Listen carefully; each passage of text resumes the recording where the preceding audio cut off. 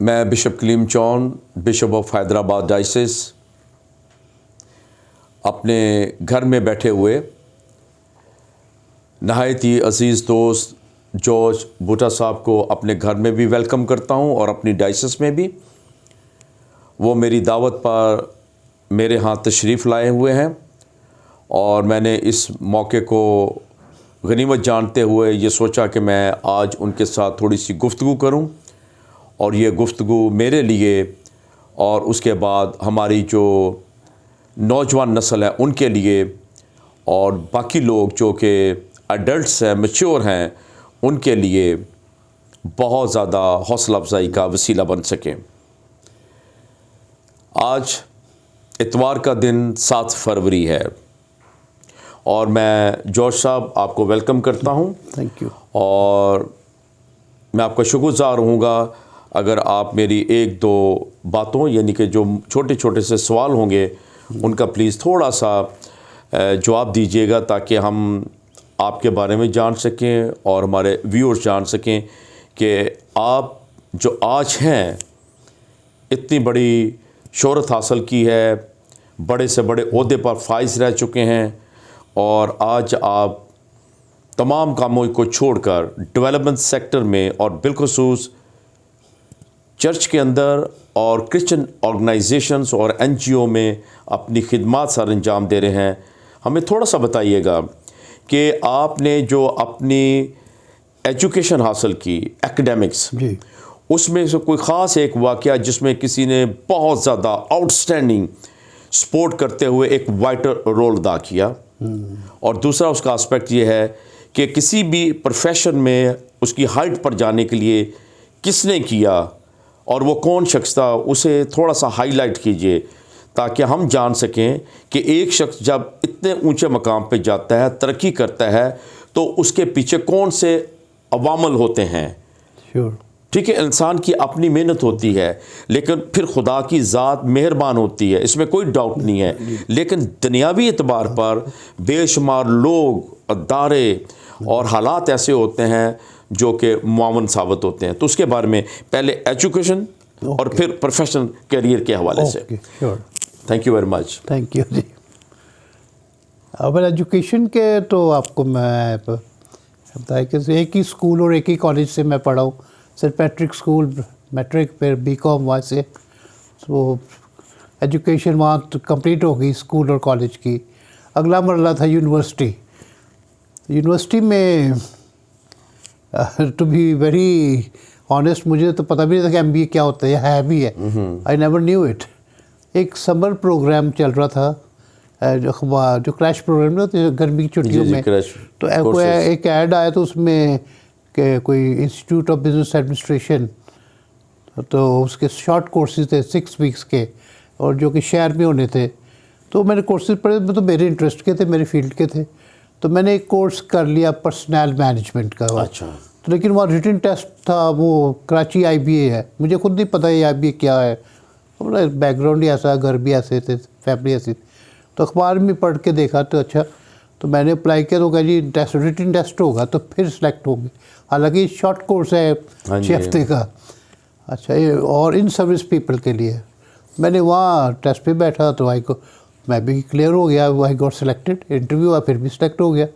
तो जब क्लास में गए, पहले दिन क्लास हुई पर्सनल, जिसको आप आजकल ह्यूमन रिसोर्स मैनेजमेंट कहते हैं, उस वक्त ये 74 में थी पर्सनल मैनेजमेंट। तो मेरे सब बीकॉम से रिलेटेड थी तो आई गॉट इंटरेस्टेड। तो मैंने कोर्स अटेंड की क्लास पहली।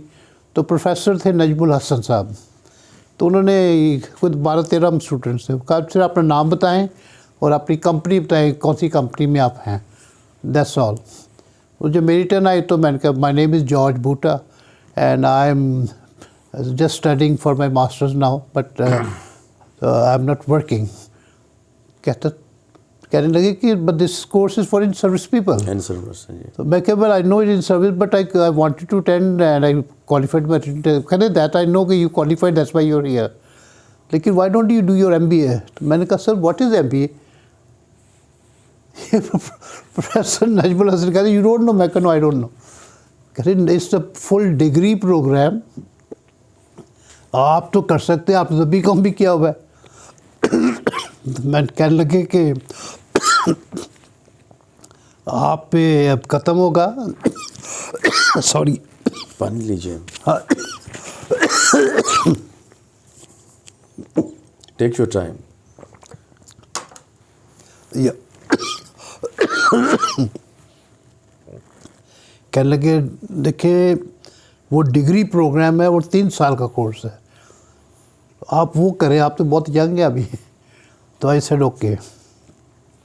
कहने अगले साल मार्च में ये एडमिशन्स होते हैं, अखबार पे ध्यान रखना, अखबार में आएगा तो आपने अप्लाई करना है। तो यूनिवर्सिटी में होगा, यहाँ पे नहीं होगा, वहाँ आपका रिटन टेस्ट होगा, फिर इंटरव्यूज़ होंगे और 35 का बैच होगा, उसमें आपने पूरे पाकिस्तान से हमने लेने।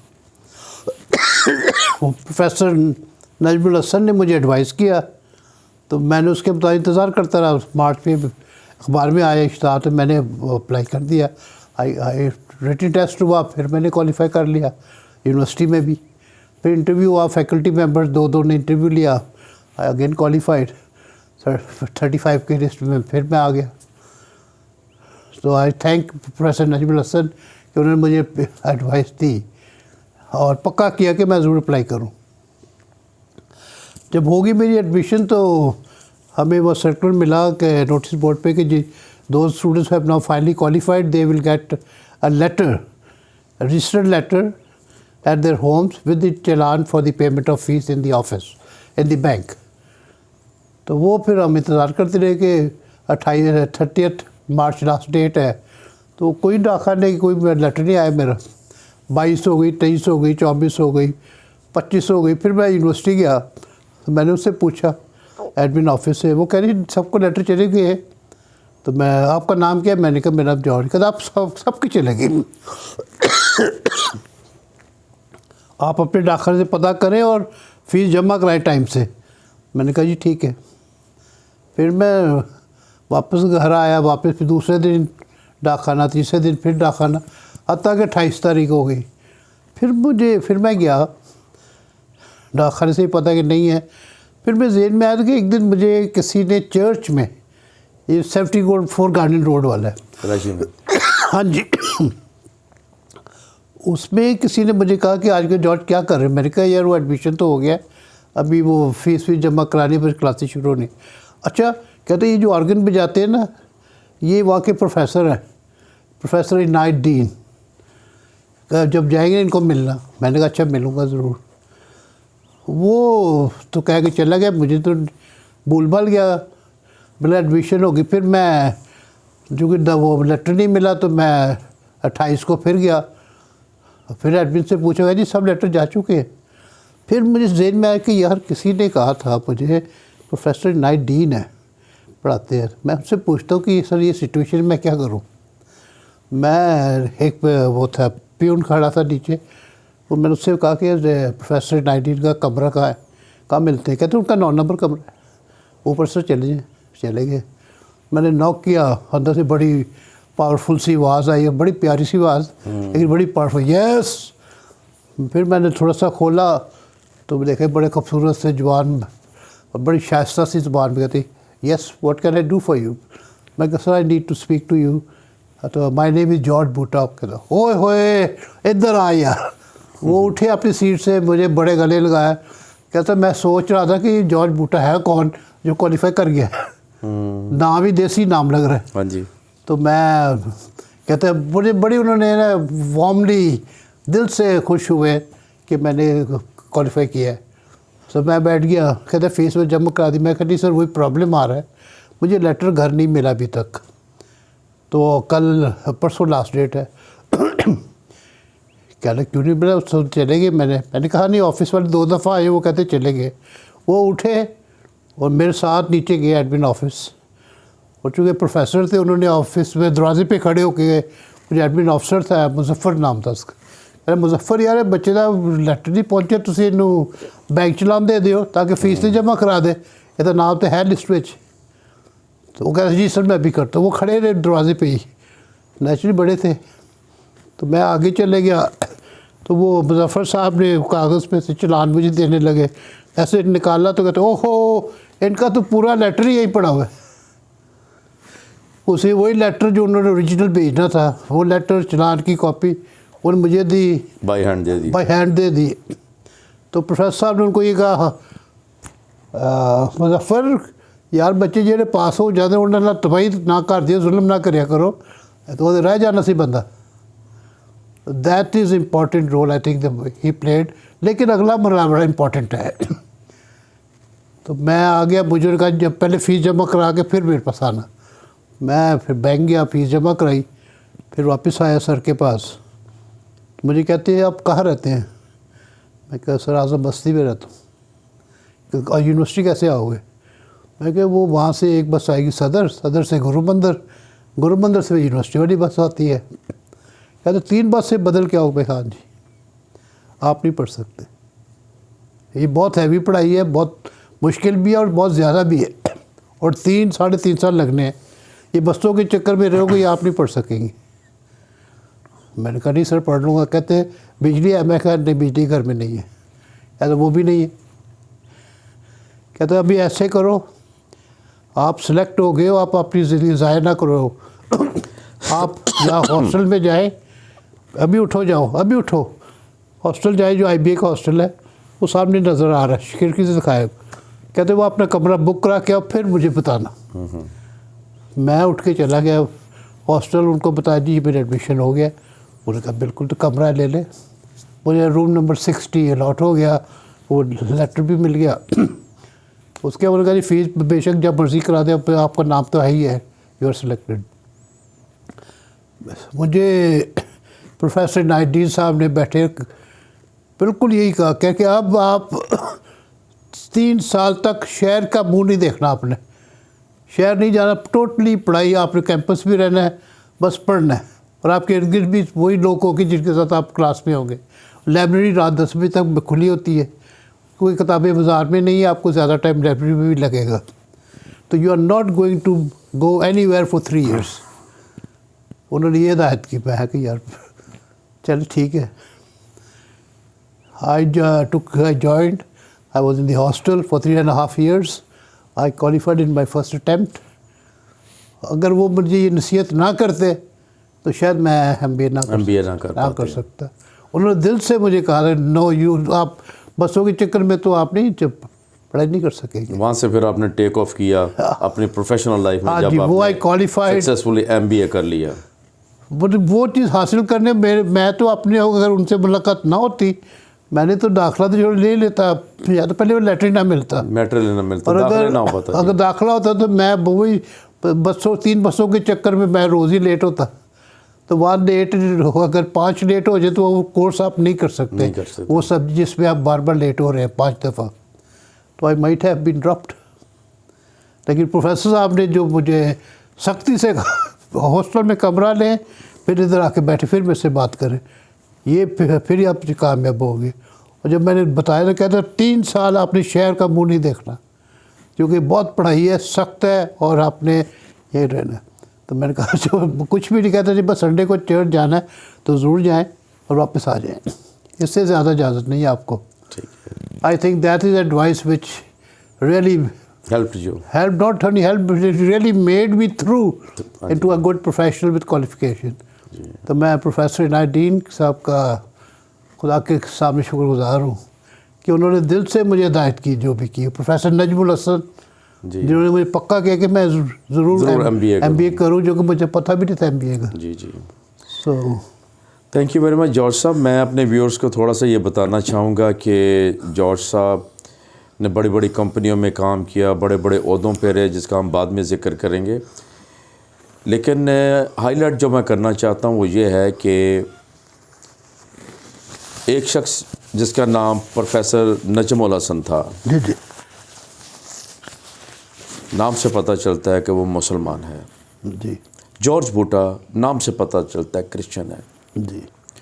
उसने जॉर्ज बूटा को इनकरेज किया कि आप MBA करें, और अगर वो ही ये बात ना करता, इनके दिल में ये बात ना डालता, तो शायद आज जॉर्ज बूटा मेरे साथ यहाँ ना बैठे रहते। मैं सही कह रहे हैं आप। असल कंट्रीब्यूशन उनकी प्रोफेशनल एजुकेशन या क्वालिफ़िकेशन में जो बनती है वो प्रोफेसर नजमुल हसन की है, एक मुसलमान की। गौर कीजिए। जी जी। और मैं बार बार उनका नाम एक ख़ास मकसद के तहत दोहरा रहा हूँ। इसके बाद इन्होंने ज़िक्र किया प्रोफेसर अनाउद्दीन का, उसकी बात पूरी सुनी, उन्होंने किस तरीके से इनकी रहनुमाई की, एक्साइटमेंट शो की, इनकरेज किया, सपोर्ट किया, हौसला अफजाई की, और ये MBA कर सके और बड़े बड़े ओहदों पर फाइज होकर कामयाब प्रोफेशनल ज़िंदगी इन्होंने गुजारी। सब कुछ अच्छा लगता है और बड़ा आसान लगता है, लेकिन हमें याद रखना चाहिए कि जॉर्ज साहब ने यह बताया कि उनका ताल्लुक़ एक नहायत ही गरीब ख़ानदान से था, मजदूरी करने वाले। घर में इलेक्ट्रिसिटी भी नहीं थी, पूरे वसाइल नहीं थे, मोटरसाइकिल नहीं थी कि ये घर से सीधा यूनिवर्सिटी जा सकें, 3 बसें चेंज करनी थी। इतने मुश्किल तरीन हालात में उन्होंने हिम्मत नहीं हारी, और उनकी जो पहली काविश थी वो ये थी कि अखबार में जो ऐड था समर वेकेशंस में एक क्रैश कोर्स या ट्रेनिंग का, उसमें उन्होंने दिलचस्पी ज़ाहिर की, अपने आप को इंटरव्यू के लिए पेश किया, कामयाब हुए, और फिर वहाँ से इनका सफ़र असल में आगाज़ होता है। अगर ये घर में बैठकर वक्त ज़ाया करते, मोहल्ले के लोगों के साथ घूमते, ताश खेलते, टीवी में टाइम ज़ाया करते, लाइफ को एंजॉय करते और अपने करियर और एकेडमिक्स की तरफ ध्यान ना देते, तो आज ये यहाँ ना बैठे होते। सब कुछ हमें मुहैया होता है, खुदा की मदद और लोगों की मदद, लेकिन जब तक हम इरादा ना करें और हम मेहनत ना करें, कुछ नहीं होगा।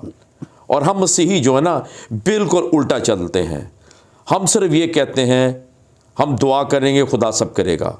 खुदा सब कुछ करता है और वही करता है जब तक हम उठकर काम नहीं करेंगे। अगर कोई शख्स पढ़ेगा नहीं, वो मैट्रिक में कैसे पास हो सकता है? पहली बात, ऐसे मौजे नहीं होते, और ये ऐसे मौजे हैं जो खुदा कभी करता नहीं है। और मैं आपको गारंटी दे देता हूँ, जितना मर्जी आजमा लें, खुदा कभी हमारी ख्वाहिश के मुताबिक ऐसे मौजे नहीं करता कि हम आराम तलबी करें, हम वक्त ज़ाया करें, हाथ पे हाथ रख के बैठ जाएं, मेहनत ना करें, तगदो ना करें, धक्के ना खाएं, तकलीफ़ ना लें, और घर बैठे हमें अच्छी क्वालिफ़िकेशन भी मिल जाए, अच्छी ट्रेनिंग्स भी मिल जाए, बड़े बड़े ओहदे भी मिल जाएं। हम इस खाम ख्याली से निकलें और अपने खुदा की कुदरत का मजाक ना उड़ाएं। हमारा खुदा मेहरबान है, कादिर मुतलिक है, वो हमारी मदद करता है। और अगर नजमुल हसन ने जॉर्ज साहब को इनकरेज किया और फिर प्रोफेसर अनाउद्दीन ने मदद की, यकीनन इसका क्रेडिट इन दोनों प्रोफेसर्स को मिलता है। लेकिन मैं समझता हूँ इसके पीछे भी खुदा की बरकत और शफ़क़त है, जिसने उनके दिल को तैयार किया। जॉर्ज साहब, मैं आपकी लाइफ स्टोरी के इन पहलुओं को सुनकर बहुत ज़्यादा इंस्पायर हुआ हूँ, इनकरेज हुआ हूँ, और अपने नौजवान बेटे और बेटियों को और दूसरे लोगों को नसीहत करना चाहता हूँ और इनकरेज करना चाहता हूँ कि हमें एक दूसरे से सीखना चाहिए, हमें ख़ुद मेहनत करनी चाहिए। और जब हम नहीं मेहनत करेंगे, हमारी दुआएं रायगा जाएंगी और हम बिला वजह की दुआएं करके अपने खुदा को आजमाते हैं और उसका तमस्कर उड़ाते हैं। हमारा खुदा वफ़ादार खुदावंद है, वो हमारी मदद करता है, वो अपने तमाम वादों में सच्चा और बारक है।